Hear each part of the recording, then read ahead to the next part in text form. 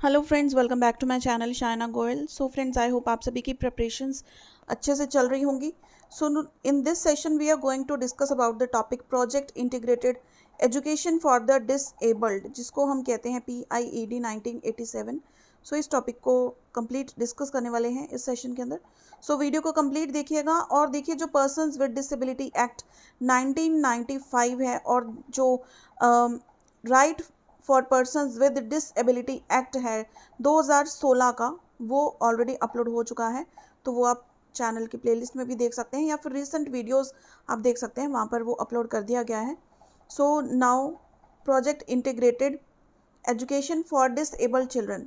सो देखिए ये क्या प्रोग्राम है। दिस प्रोग्राम और scheme was launched by the Minister of Welfare, Government of India for the integration of physically and mentally disabled children to provide equal status in society।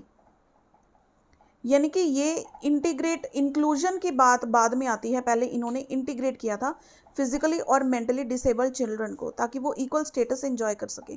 This was a central sponsored scheme for differently abled children. तो next in 1980 to 83 IEDC scheme was transferred to the department of education, यानी कि integrated education for disabled children. ठीक है, ये scheme किसको transfer कर दी गई? Department of education. ये सारे देखो इंपॉर्टेंट पॉइंट्स हैं इसके। It is believe that the disability and poverty some time have relationship means each condition affect each other.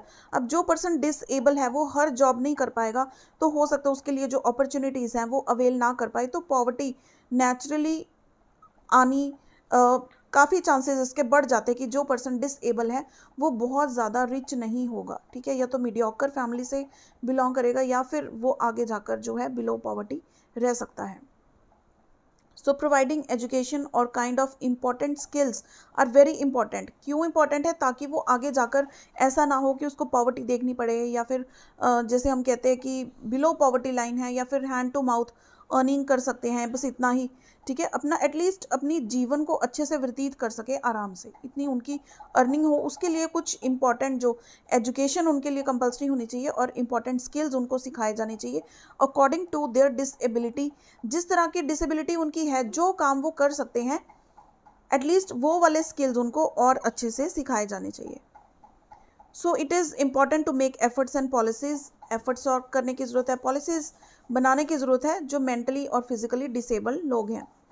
Under this scheme financial aid would be provided to the children for books and stationery, school uniform, transportation है, special equipments है, ये सारी चीज़ों के लिए scheme बनाई जाएगी। 50% financial aid would be provided by state government. जो भी फाइनेंशियल एड बनेगी उसका 50% जो देंगे वो स्टेट गवर्नमेंट के थ्रू फंड्स मिलेंगे, ताकि उस चीज़ को अच्छे से इम्प्लीमेंट किया जा सके। Due to the shortage of funds, experienced and trained teachers, planning equipment and educational materials etcetera, this scheme was not so successful. क्योंकि अब देखो 50% बेशक जो है स्टेट गवर्नमेंट की तरफ से फंडिंग हो रही है, फिर भी फंड्स इतने ज़्यादा लगते हैं क्योंकि एक्सपीरियंस टीचर्स चाहिए, ट्रेंड टीचर्स चाहिए, तो क्यों कोई आके कम सैलरी पर वहाँ पर रहेगा? बहुत कम होते हैं ऐसे लोग जो समाज सेवा में बिलीव करते हैं।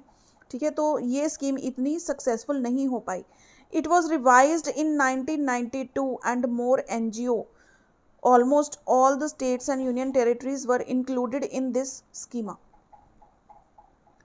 अब देखिए टीचर ट्रेनिंग प्रोग्राम इस स्कीम के अंडर जो हैं उनके रिलेटेड जो पॉइंट्स हैं।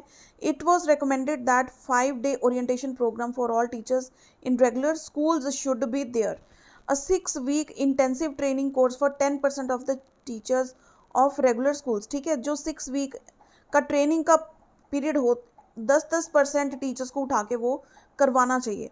It was also recommended 1 year multi category training programme. Multi category क्यों? क्योंकि इंटीग्रेटेड एजुकेशन की बात हो रही है, तो जो कोई भी डिसेबल्ड बच्चे हैं तो एटलीस्ट कुछ टीचर्स तो ऐसे होने चाहिए, जैसे 8 to 10 टीचर्स इन्होंने बोला हुआ है, या 10% टीचर्स ये बोल रहे हैं कि एटलीस्ट वो इंटीग्रेटेड में सब तरह के बच्चों को हैंडल कर पाएँ रेगुलर स्कूल्स के दौरान। Then is expenses and allowance for the books and stationery, जो है अप टू ₹400 दिए जाने चाहिए। यूनिफॉर्म के लिए 200 पर एनम, यानी कि हर साल यूनिफॉर्म अगर बच्चों ने लेनी है डिसेबिलिटी वाले बच्चों ने, तो ₹200 उनको साल के मिलने चाहिए यूनिफॉर्म के। transport up to rupees 50 per month, and if a disabled child living in school hostel then no allowance would be provided. जो विजुअली हैंडीकैप चिल्ड्रन है, reader allowance of rupees 50 per month would be given after class 5th to blind children. ये सारी facilities किसके under आती हैं? Expenses and allowances, और ये सारी किसके लिए हैं? डिसेबल्ड चिल्ड्रन के लिए। एस्कॉर्ट अलाउंसेस कितने हैं? 75 रुपीज़ पर मंथ। अब देखो यहाँ पर आपको कीवर्ड्स क्या नोट डाउन करने हैं कि बुक्स और स्टेशनरी 400, यूनिफॉर्म 200, ट्रांसपोर्ट के लिए 50 पर मंथ। ठीक है, ये है रीडर अलाउंस 50 किसके लिए? क्लास 5 के ऊपर। फिर एस्कॉर्ट अलाउंसेस कितने हैं? 75 पर मंथ। ये कीवर्ड्स हैं, बस छोटे छोटे कीवर्ड्स याद रखने हैं, सेंटेंस तो आप अपने आप ही बना लोगे। Equipment cost up to rupees 2000 maximum to be given per student once in a 5 year. Next आता है for severely orthopedically handicapped children 1 attendant on every 10 children should be given and the salary would be as class 4 employees। अगर जो बच्चे severely orthopedically handicapped हैं उनके लिए जो 10-10 बच्चों का ग्रुप बना दिया जाना चाहिए और 10 बच्चों को एक अटेंडेंट देख रहा है, और उनकी जो सैलरी है वो जितनी क्लास 4 के टीचर्स की होती है उतनी ही उनकी सैलरी होनी चाहिए। If disabled children are residing in school hostels in same institution, they will be paid boarding and lodging charges up to rupees 200 per month। देखो ये फिगर्स ही याद करने वाली हैं, वैसे इसमें कुछ खास एक्सप्लेन करने वाला नहीं है, क्योंकि जो मेन टॉपिक है ना इंटीग्रेटेड, वो हम ऑलरेडी पढ़ चुके हैं कि इंटीग्रेशन क्या होता है और इंक्लूजन क्या होता है। ये डिफरेंस बहुत अच्छे से मैराथन पार्ट 1 में मैं आपको समझा चुकी हूँ। तो ये बस पॉइंट्स है जो आप जितना बेटर लर्न कर सकते हैं वो कर लीजिए। Then is modification in infrastructure. Infrastructure में क्या मॉडिफाई किया जाए? It was recommended to modify all the infrastructure barriers यानी कि अगर रैंप नहीं है, सिर्फ स्टेयर्स हैं, ठीक है, हर फ्लोर पे अगर वॉशरूम्स की फैसिलिटी नहीं है, या फिर हम कहते हैं कि अगर बच्चों ने लाइब्रेरी जाना है तो at least 2 floors on every second floor, या फिर 2 फ्लोर्स में से किसी भी एक फ्लोर पर लाइब्रेरी हो।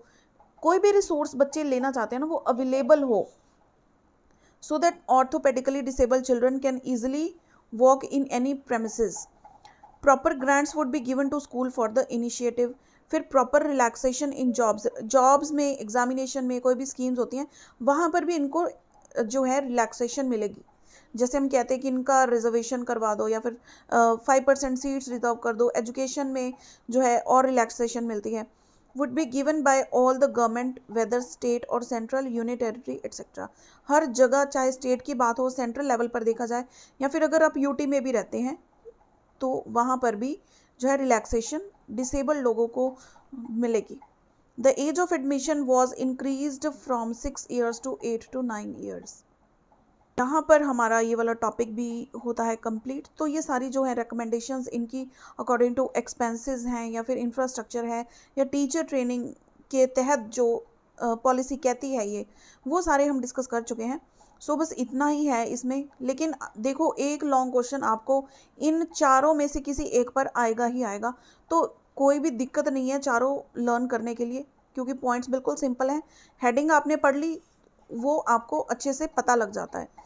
सो फ्रेंड्स, वीडियो हेल्पफुल रही हो इसे लाइक एंड शेयर कीजिएगा, और प्रीवियस सेशंस देखो सारे बिल्कुल रीसेंट वीडियोस में आपको इंक्लूसिव स्कूल के टॉपिक्स ही मिलेंगे, तो आप वहाँ से चेक कर लीजिए। अगर आपने बेल ऑन नहीं की, अगर बेल ऑन कर रखी है आपने, तो आपको नोटिफिकेशन अपने आप मिल जाएगा अपने फ़ोन पर। सो फ्रेंड्स, मिलते हैं अगली वीडियो में। Till then keep watching.